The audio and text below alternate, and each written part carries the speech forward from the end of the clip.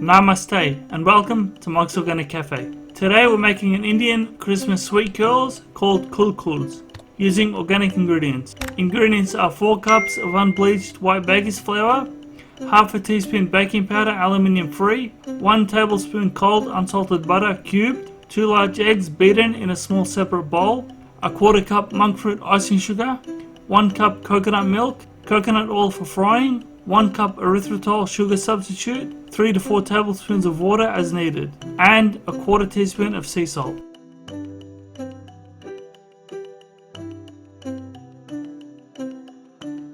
Step 1. Have a deep fryer filled with at least 2 liters of coconut oil ready. I'm still using the same oil from ages ago. It's very clean, but if you see bits of food in yours, just sift out the oil into a clean bowl to clean it and reuse it.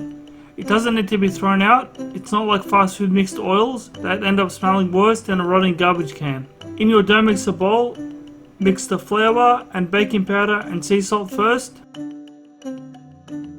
Then add the butter, rubbing it into the flour with your fingers until the butter is slightly incorporated. If you don't want buttery fingers, use disposable gloves.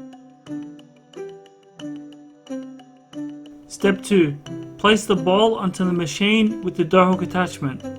Then add the eggs to the flour butter mixture, followed by the 1/4 cup monk fruit sweetener and coconut milk, and mix on low speed until it forms a soft dough.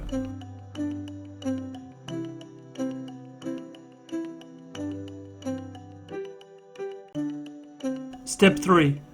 Turn on the deep fryer to let the coconut oil melt and have the fryer basket ready if you're using one, while we roll out the dough into small balls to form the kulkuls. Have a plate with a paper towel to absorb excess coconut oil and a fork ready. Now grab a bit of dough, enough to fit the palm of your hand, and gently roll it with the other hand. Try to make the balls even sizes. The ingredients end up making a lot, so I had to get a baking tray to fit them all.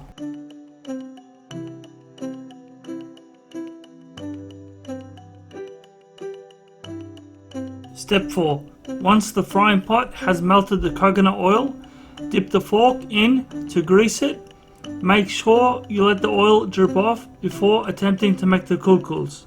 It won't burn you badly, but it still burns. Flatten a ball of dough and press it onto the back of the fork, forming a rectangle, the length of the fork lines. Then from the front, roll the dough to the back in a circular movement so the lines of the fork indent the kulkuls and give it a nice look. Repeat this process until you get a lot of kulkuls. Step 5.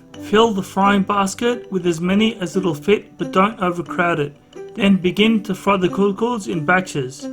When they float to the surface, try to flip them, and don't use a spatula as big as mine. I don't know why I got it. I thought it was nice, but it's industrial, not for home use. Use a small slotted spatula. When they turn a golden brown color, that should take 3 minutes. Lift up the basket and let any excess coconut oil drip, then transfer them to a plate with a paper towel. When they're done, then to a large stainless steel bowl.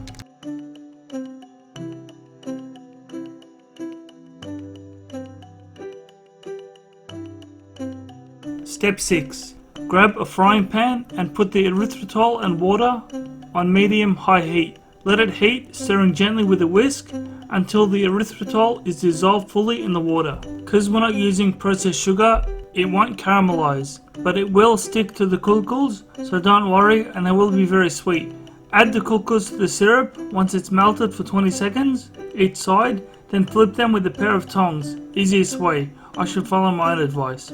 And place them with a slotted spoon into a stainless steel bowl to cool with the erythritol syrup. Be very careful here. If it starts to bubble and splash because the heat gets too high, turn down the heat right away. A small splash got my finger and it burns quick, so be extra careful. They look so nice because they're made with the love of organic cooking. These are very sweet, so I'm glad we're using monk fruit and erythritol, and you will be too knowing you're not harming your liver. Use these as an after dinner treat. Enjoy and be seeing you.